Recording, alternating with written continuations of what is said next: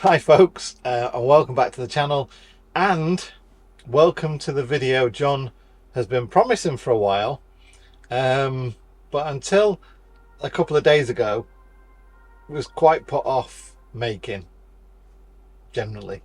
Yeah, let's talk about how much it cost to build my van. This video is sponsored by XL Hosting. If you're looking for a domain name, web hosting, or amazing email, go to xlhosting.uk and sign up today.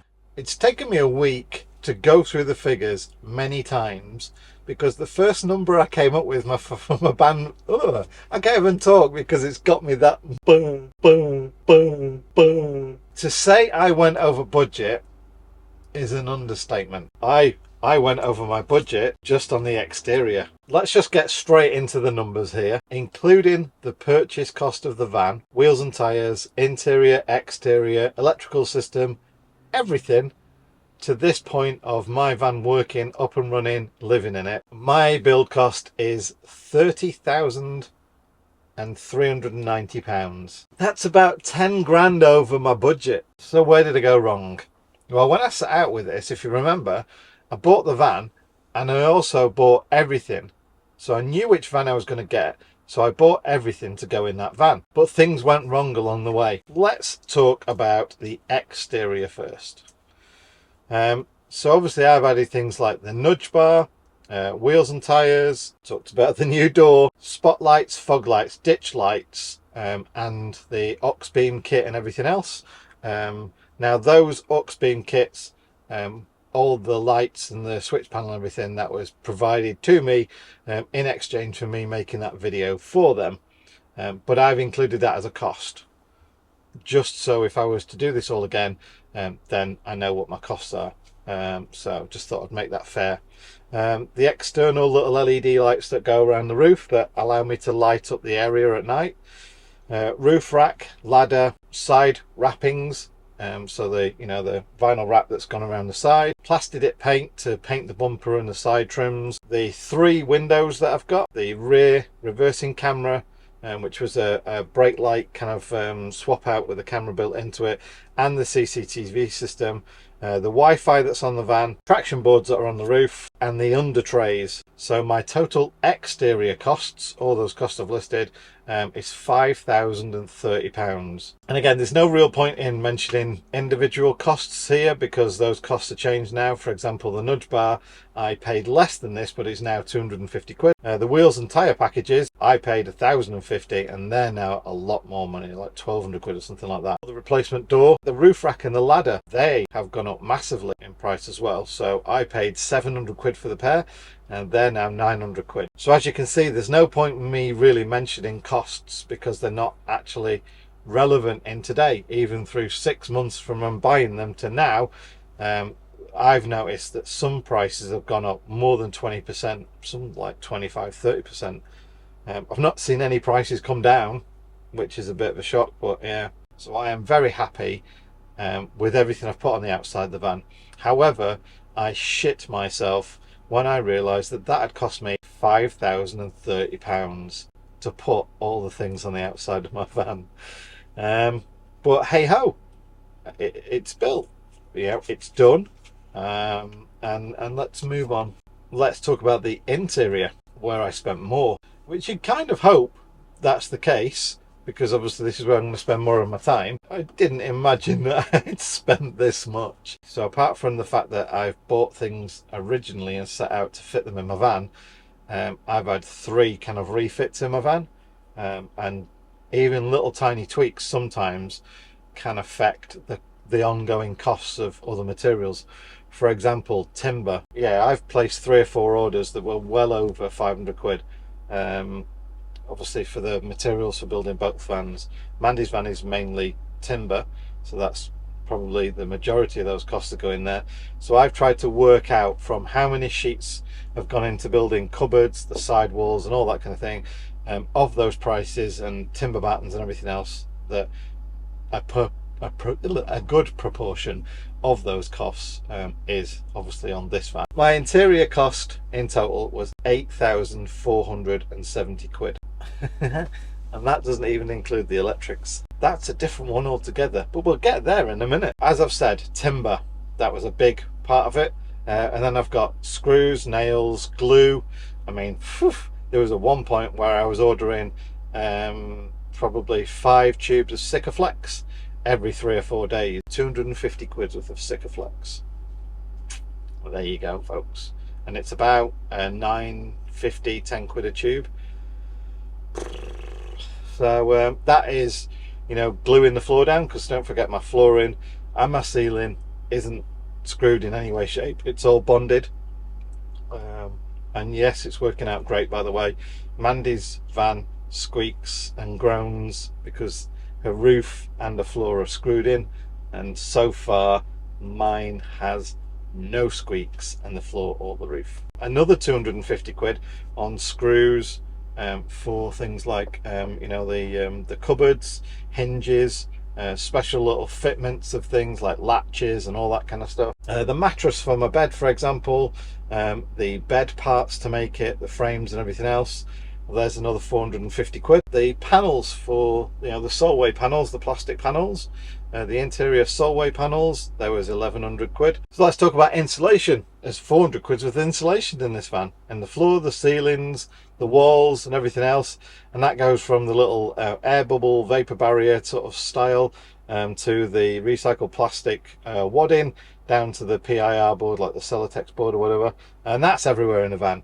The Max fans, you know, there's another 630 quid for the Max fans, the fan surrounds, the different additional things and the upgrades I've made to them, like the seals and that kind of thing on there. Spare passenger seat, obviously I had the double passenger seat, so I had to go and buy a single passenger seat. Then the sofas and sofa recovering, so that's another couple of grand just sat right there. Table leg and chairs, the table leg's over 150 quid. And then obviously you got the tabletop on top. So my tabletop and my countertop are special lightweight stuff that I got from Magnum Motorhomes. So yeah, very lightweight, very sturdy and nice, but cost a little bit as well. So sink and tap, another little kitchen things like handles and things like that. You know, there's a few hundred quid more. When I talk about, you know, the kitchen bits and the toilet construction, the kitchen area, countertops and all that kind of stuff, obviously for the wood part of that, including the cupboards, they're all included in my timber costs, apart from these doors. So I paid extra for these doors, but they were end of line because they were actually from Auto Fail, and they're the same doors in our original Auto Fail. So I saw the irony in buying these used or ex stock, so that was 50 quid. Fridge and freezer, they are not cheap, including special runners and lock mechanisms and everything else for them to sit on their shelves, including the special electrics and vents for the side and all that kind of stuff. So great idea, but for those two and everything else, that's probably cost me about £1,000. It just carries on. The tambour door is a great idea. Sound insulation for using the toilet is fantastic. Cuts out the smells and all that kind of stuff as well. So yeah, well worth it. Quite expensive as well. And talking about expensive, I love my separate tiny toilet. I really do.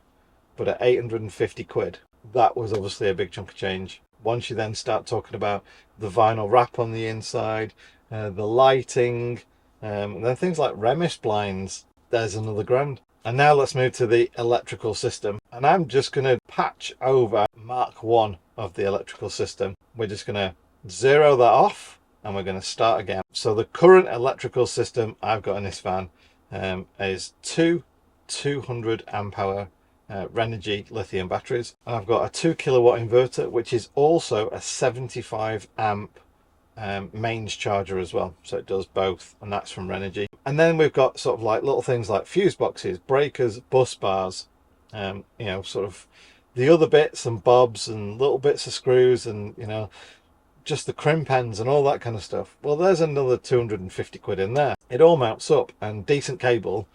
It comes with a decent price as well. So there you go. And then obviously again on the Renogy side, I've got a dual B2B / solar controller, which I mainly use as a B2B, but I wire in as and when I need it, my exterior solar panel, so my portable solar panel, to get some extra power. I've then got 600 watts of solar on the roof fixed, and that comes down into its own separate solar controller, which is a 60 amp solar controller. In fact, the solar panel that I've got on the roof is no longer for sale either, I've noticed. I got it from Bimble Solar, and they don't do the 600 watt panel anymore. Probably because they sold out, because everyone saw how bloody brilliant it is. In all fairness, my electrical system, including all the CBE sockets that I've got, all the cable and everything else, that was £2,890. So the van I paid £14,000 for.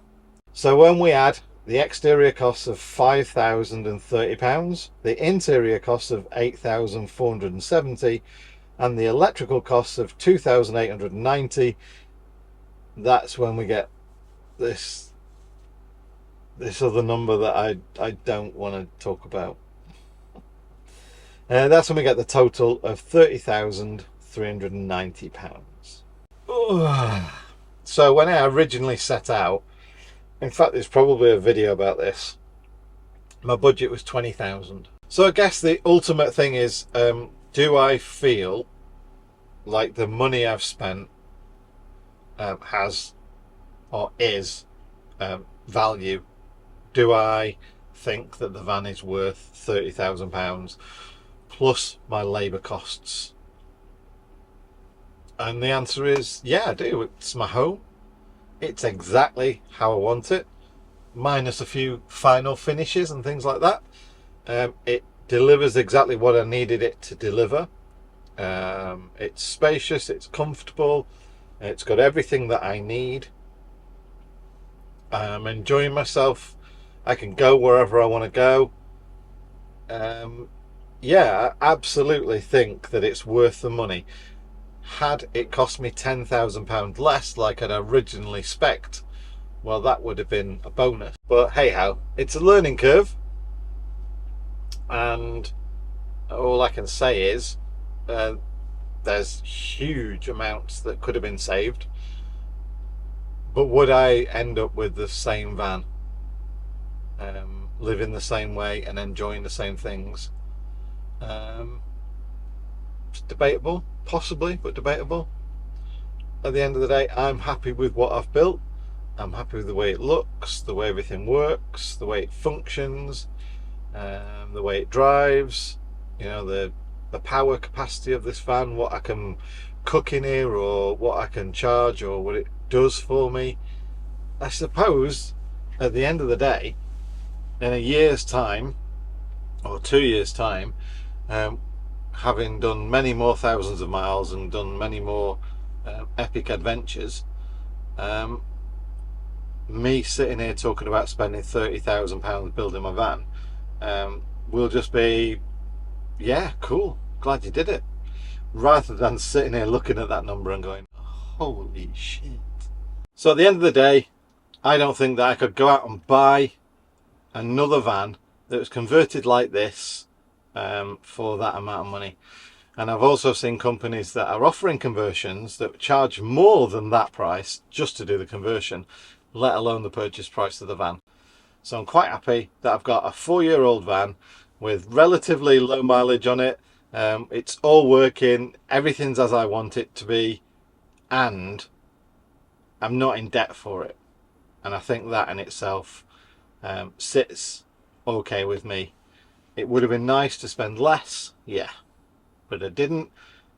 And sitting here right now, if you said to me, without mentioning the price, are you happy with what you got for your money? Then I'd say yeah. And I still do say yeah. It's just more money than I thought I'd spent. But yeah, happy. Right then. If you've got any more specifics, ask in the comment section down below. But I hope that's given you an idea of what it costs to build a decent off-grid camper van, and to have it made to a specification that is pretty much matching quite a lot of the manufacturers out there for probably less than 50% of the budget that they're asking for. So there we go. Yeah, so I'll go and have a sit down now. I might need a whiskey. I'll see you on the next one, folks. Bye.